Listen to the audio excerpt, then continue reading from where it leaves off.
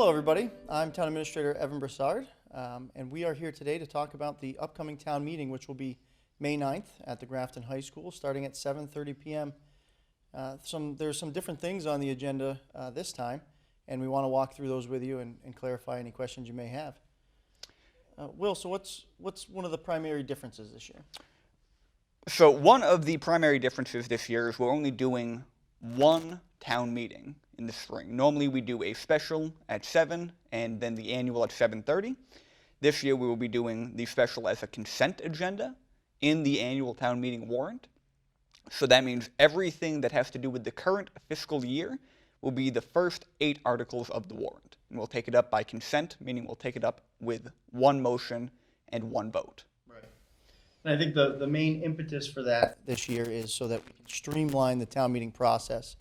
One thing that we've had happen in recent years is that we have a special town meeting that starts at 7 p.m., which sometimes only takes 5 or 10 minutes, and then we have to sit and wait for 7:30 for the annual.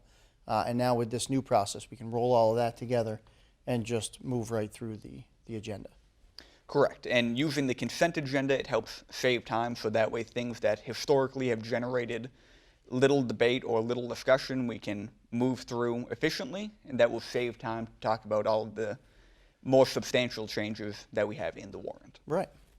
All right, so do you want to jump in and we'll talk about the first 8 articles that would have been on the special, but which are now consent motion number 1? Sure. So as we mentioned, consent motion number 1 is going to be the first 8 articles. So Article 1 is to see if the town will appropriate and transfer a sum of money from the Consub RRFA account to the Conservation Wetlands Revolving Account. So essentially what this is going to do is transfer a sum of money, about $21,000, from a conservation account to a different conservation account. Right, so that it can be utilized in their daily activities. Correct. Excellent. So Article number 2 is from the Grafton Cable Commission, and essentially it transfers funds in the fiscal 22 budget, and the total amount is about $582 roughly. Yes. Article 3 is from the Finance Director. This is also a transfer of funds, and this is going to be $25,500 into the Opeb trust account, coming from the sale of a parcel of land. Right. Now, for those playing at home who might not know, Evan, what is OPEB? So the OPEB is the other post-employee benefits account. And so those are liabilities that the town has for employees after they retire. So our share of their health insurance, pension, all of the things that go along with having employees. So Grafton's current liability is over $80 million. We are well below that. And so we look for opportunities throughout the year to transfer money that may come from a project that came in under budget or a line item that we wound up having funds that we can pull together, and then we will push that money towards the OPEB account to try to build that up so that we can start investing that money wisely. Fantastic. Yeah, I thought so. Article 4 is a transfer from CPA, the Community Preservation Act, their funding, which is roughly is a 10% allotment of their annual reserve, and they're moving that into the Affordable Housing Trust Reserve account. So that transfer will be about $69,824. Article 5 is another transfer into OPEB, this time in the amount of $50,000. And if I'm not mistaken, one of the things that we're going to try to start doing on a yearly basis is to start eating away at that $81 million liability through transfers into the OPEB account at each town meeting. Correct. So you'll also see that in our regular budget on the annual side. But this is just another transfer, a different pot of money that we're transferring money into OPEB. Excellent. So number 6, Article 6, submitted by the Finance Director. And this is to appropriate a sum of money from available sources to adjust line items in the operational budget. So what winds up happening throughout the year is the operational budget, there are some lines that wind up costing a little bit more, some lines that cost a little bit less. We're building a budget a year in advance of actually spending the money. And so what we do towards the end of the year is we adjust all of those expenditures to make sure that we're not in deficit on any account. So that's what we're doing in this particular case, is we're shifting money from accounts to other accounts. Okay. I don't know that I said, but the total amount of that is $217,700. Excellent. Article 7 is a transfer of funds in the amount of $25,000 within the sewer department. So from the sewer retained earnings account to the wages for permanent personnel account. And just like you said, sometimes things end up costing a little bit more, a little bit less, and so this will just offset the yearly cost for FY22. Right. And one of the things that we should mention is in a municipal budget, all of your expenditures are in one block, basically, and all your salaries are in another block. So if salaries winds up costing a little bit more, or expenditures cost a little more, you cannot transfer in between those two accounts without town meeting approval. So I think that's one of the main reasons that we do transfers like that. Article 8 is to reclassify the capital account demolition of Adams Road. So this was an old barn at 46 Adams Road, which was adjacent to our Hennessy property. And it was an old milk parlor. We knocked that down and put in a parking lot and some nice fencing so that's easier to access the area. Coming up over the winter time, we had a washout that actually took out one of our culverts. So we are trying to reallocate the balance of the demolition account, which we came in under budget, and appropriate some of that money for a Hennessy project account, which would be used to redo that culvert so that we can get our equipment across and maintain the fields and everything back out there so that Grafton residents can go and enjoy that space. So that's about $9,500 that we're looking to transfer there. Okay. And I think that concludes our consent agenda motion number 1. That is the entirety of the first consent agenda, so everything having to do with the current fiscal year. Right. Excellent. All right, so now you want to jump into consent motion number 2? Sure. Great. So consent motion number 2, everything that's going to affect the town in the next fiscal year, FY23, Which starts when? July 1st, 2022. Good. You didn't think I was going to know that, did you? I didn't know. Yeah. So again, these are some of the items that historically have generated less debate. So Article 9, which is the first article in consent motion number 2, is simply to hear the reports of town offices, boards, and committees. So this is a procedural motion. We don't actually hear the town reports anymore, but they are all online at grafton-ma.gov for anybody who wants to read them. Yes, correct. Article 10 of the Article 10 of the second consent motion is to appoint a new is it appoint or reappoint? Okay. Article 10 of the second consent motion will appoint a trustee to the Nelson Park and Memorial Library in North Grafton. This article will appoint William G. Cook to a 3-year term as a trustee. Article 11. Article 11 of consent motion 2 is the annual Chapter 90 appropriation. So this is money that we get from the state for reimbursement for projects relating to highway, roads, things of that nature. And this year we're getting about $500,000 from the state. Great. Article 12 is pretty straightforward. It just allows the select board to sell surplus items. Mm-hmm. Article 13 is for the treasurer collector, and this authorizes them to essentially just undertake operational banking duties needed for town functions, borrowing, things of that nature. Right. Article 14 is congruent with what's called Master General Law 44, Section 53E and a half. And that just sets up our revolving accounts for the upcoming year. So if you're interested in those, you can go to the website and look at the warrant. We have a full table there of all of them.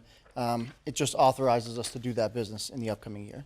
The table starts on page 11 for anybody who really cares. Nice and organized. There you go. Good for you. Article 15 authorizes the select board to request transportation funding for the Worcester Regional Transit Authority, the WRTA. And this primarily helps senior citizens get around with important travel needs, getting about town to the senior center, from the senior center, things of that nature. Yep, medical appointments, grocery stores, things like that. Yep, anything they may need. Great. Article 16 is actually a little bit different. So we are taking funds that were appropriated back in 2018 and then combining them with monies that was appropriated in 2019 for the purposes of buying a new brush truck for the Grafton Fire Department. And so what we're looking to do is we're going to reclassify the remaining balance of Article 6 from the May 2019 annual town meeting, which was $99,577. And we're going to move it into the 5-ton access account to buy the brush truck. So basically, the Grafton Fire Department was given $100,000 to build a brush truck that they did not wind up completing through COVID.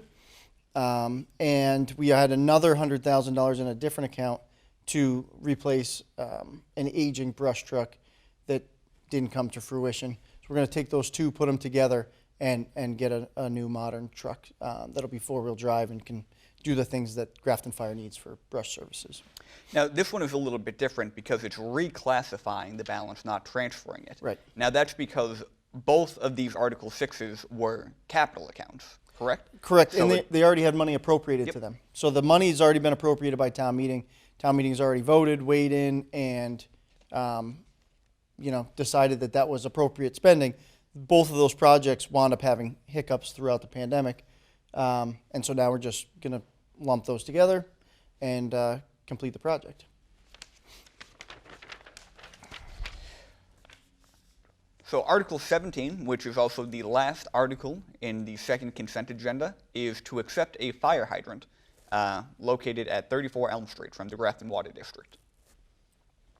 And that concludes the second consent agenda. Great. Yeah. So now moving into the articles that will be voted on individually and discussed is Yep. Article 18. Article 18, which is one of the larger and probably most important on the agenda, is the annual operating budget. So this year we are looking to have a fiscal 23 operating budget with a total amount of $72,953,856.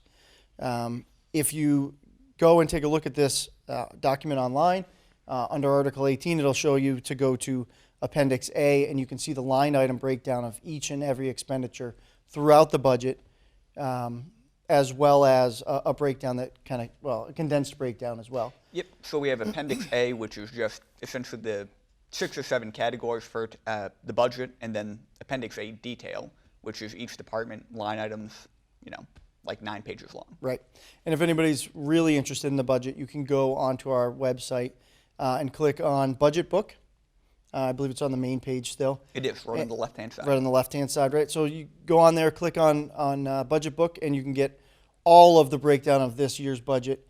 You can also go through our website, through the Financial Transparency Portal, to ClearGov, and go back to 2014, I believe, and drill down on every single dollar spent, Yep. really down to the finite detail. So if anybody's interested in that, you can certainly go and do that. Having said that, do you want to do Article 19, which is capital? Yep. So Article 19 is the annual capital budget. So this year we are looking to spend $1,459,750 on the capital budget. And this will come from 2 funding sources, free cash and the Capital Stabilization Fund. So there will be $229,000 from free cash and $1,230,750 from Capital Stabilization. And again, if you go look at the warrant on the website, under Appendix B, it will list all of the capital items that we are looking to pursue in FY23. I see that you flipped to that page. Do you want to give an overview of Yeah, I was just going to budget? talk on kind of some of the higher level things. We're doing a few purchases this year that I think are important to highlight. We are looking to add an accessible doorway to the municipal center. That's about a $35,000 project, and that's the doorway that's down by the food bank, and we get a lot of folks coming in and out of that area, and we're going to make that fully accessible at this juncture. We're also looking to do a whole bunch of upgrades in the schools. Anything from we're doing some restroom updates to installing screens on the windows and boiler repair, roof replacements in certain areas. So there is quite a bit of work being done in there. We also are looking to purchase 3 vehicles. They're a more modern hybrid pickup truck to replace our aging fleet of ex-cruisers. And the reason we're doing it that way is that they're more fuel efficient, and the return on investment is really better over the 10-year period that we're likely to own those vehicles. So those are kind of the higher higher interest items, I think, that people would be most curious about to see happen. Excellent. All right, we're on to Article 20 now. Yes. So this is from the Board of Sewer Commissioners and the Finance Director. And so this basically funds the Sewer Enterprise Fund for the entire fiscal year. And so their budget is $1,277,436 in expenses and $2,093,734 in transfers for a total of $3,371,170. It's important to note that the sewer budget is an enterprise fund, and what that means is you'll see that it's a separate warrant article on here. The reason for that is an enterprise fund is not funded by the taxpayers. It's funded by the ratepayers. So if you're connected to the sewer system, you're paying the rate that is funding this budget. If you're a taxpayer in a different part of town with the septic system, you're not contributing into that account. Excellent. So Article 21 has to do with the Grafton, it comes from the Grafton Cable Oversight Committee and has to do with the fantastic Grafton Cable Studio that we're sitting in right now. The budget for FY23 for them is $438,409. And similar to the Sewer Commission, this is also an enterprise fund, so the funding comes from the rates that people pay for television, not from general taxpayer funds. Right, and if you see it on the warrant, you'll see it called the PEG Access Account, and that's what that's essentially doing, correct. So Article 22 is submitted by Blackstone Valley Vocational Regional School District Committee, also known as Blackstone Valley Tech or BVT, and this funds that entire budget for our portion of that, Grafton's portion. So this year our apportionment is $1,288,271. Article 23 comes from the Board of Sewer Commissioners, and this is a transfer of $100,000 from the Sewer Retained Earnings account to the O&M Emergency account. O&M is operations and maintenance, and this is essentially so they have funding over FY23 to make any repairs to the facility that they may need. Great. Article 24 deals with Mass General Law, Chapter 41, Section 108P, which allows for us to give additional compensation to the town collector and treasurer in the amount of $1,000 when they become certified. So it's an incentive to become certified through the state program, is essentially what that is. Yep, and Article 25 is very similar. This is to accept Mass General Law, Chapter 59, Section 21A, and it affords additional compensation for the town assessor when they become certified. Right, in the amount of $1,000 as well. Yes. Right. Article 26 is to accept Mass General Law, Chapter 41, Section 110A, which provides any public office of the town may remain closed on any or all Saturdays where the last day for performance of any act in such office falls on a Saturday when said office is closed. The act may be performed on the next succeeding business day. Super confusing. Which in normal people terms means... Right. So what we can do now is if the state has a deadline for registration of anything or business to be transacted at the town hall by a certain date, and that date happens to end on Saturday, we can keep the office closed on the Saturday, reopen on the Monday, and now the due date has shifted from that Saturday to the Monday. So that we don't have to staff the offices with overtime, but people can still meet the deadline per Mass General Law. So I think that'll be helpful to a lot of people. Yeah, better for everybody. I think so too. Was it you? Yes. Article 27 is the annual appropriation for reserves for the Community Preservation Fund. So essentially what this does is it funds CPA for the year so that they are capable of doing any projects that they may need to do or pay staff that they have on hand. So for those who don't know, CPA is the Community Preservation Act. Yep. That's the act under the law that allows us to do this. CPC is the Community Preservation Committee. They're the ones that get to actually vote and send those projects to town meeting for consideration. And so let's jump right into Article 28. This is a CPC article, Community Preservation Committee, and this is a appropriation in the amount of $64,500, and this is the 14th payment out of 20 for the Pell Farms property that they purchased 14 years ago. Article 29 is a CPC article to appropriate funds in the amount of $74,100, and this is for the 8th of 20 interest payments on the bond issued for the restoration of the Grafton Townhouse. Nice. So Article 30 is to extend a sunset provision for the previously approved $10,000 project to restore the 1848 Howard and Davis scale and cabinet. So this is a display cabinet for the original scales used by the Sealer of Weights and Measures in 1848.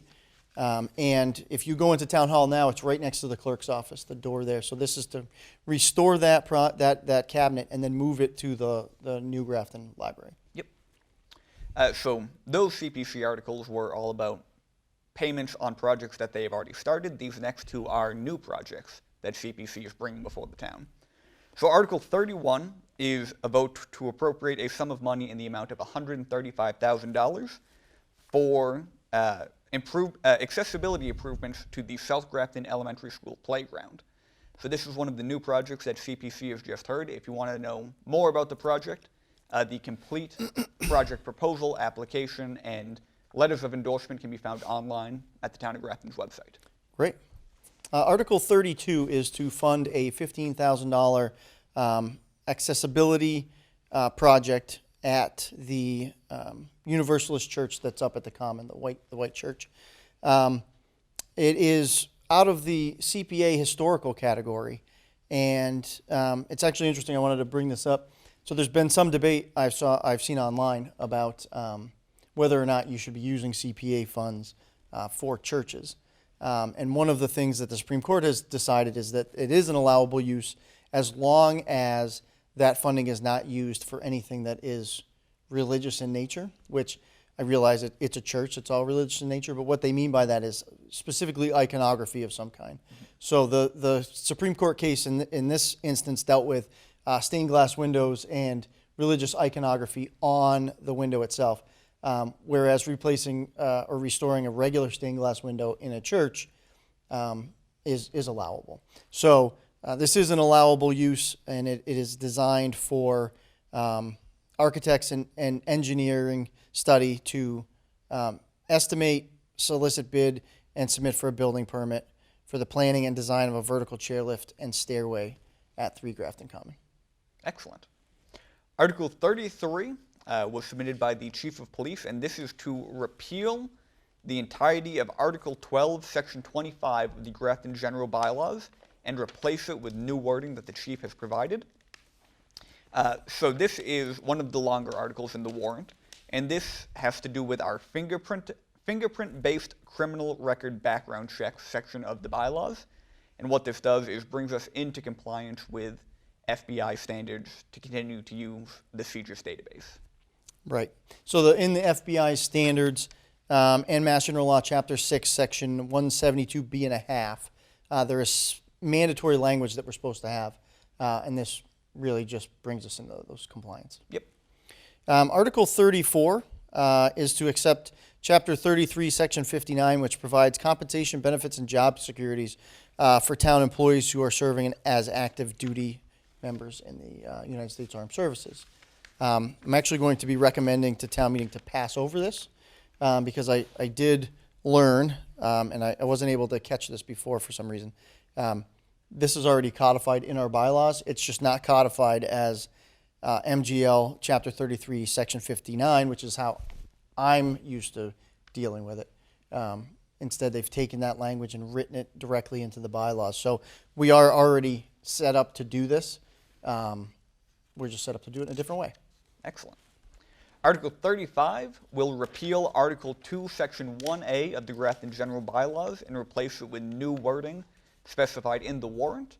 And essentially what this does is as we can now do the special town meeting in the annual town meeting warrant, this proposes to push back the start time of the annual town meeting to 7 as opposed to 7:30, so that way we can start the meeting a little bit earlier, hopefully get out a little bit earlier, and still address all of the business of the town that we need to. Right. All right, Article 36 was originally submitted by a resident that petitioned the board to put this on the warrant. The board agreed that this was an important issue. So Article 36 is going to deal with the adding of a new pollutant under our town bylaw, Article 37, Section 2. We're going to add number 12, coal tar-based asphalt sealants. So for those who don't know, coal tar-based sealant is something that you would spread on your driveway when they do the annual seal coating of your driveway. There are certain ones that contain coal tar, and those ones generally have a negative effect on the environment. So through runoff, when the water hits them, it rains, that rain comes down your driveway, into the street, into the storm drain, into the swamp. And what it's been found to do is inhibit the reproduction of, your aquatic life and your amphibians and reptiles, as well as cause immune deficiencies and increase mortality. So it's really just an effort to curtail the negative effects of that sealer and stop that from getting into our watershed. Excellent. Article 37, which is also the last article on the warrant, was submitted by the Affordable Housing Trust and it proposes to repeal Article 34, Chapter 1 of the Grafton Bylaws and replace it with the wording established in the warrant. This is the establishment and membership bylaw for the Community Preservation Committee. So what this article seeks to do is keep CPC at 9 members, but take away one of the at-large members and replace it with a member of the Affordable Housing Trust to give them representation on the committee. Right. And I think that includes our warrant for this year. I think it's shaping up to be a really good town meeting. I'm pretty excited about it. It's kind of the municipal government Super Bowl, if you will. No, I think we've developed a really good budget that the residents are going to like, and I think we've put together a really streamlined document here. So thank you to you and everybody at the town offices and the department heads throughout the town and staff throughout the town. I think it's shaping up to be a really good year. I would agree, and for anybody interested in seeing the complete warrant with articles, explanations, finance committee recommendations, that is available on grafton-ma.gov. Right. All right. Hope to see you all there, 7:30, May 9th, at the Grafton High School. It's also my birthday, so if you want to bring me a gift, I'm open to that. I think the town is the gift. Their presence is the present. Good one, Will. Thank you.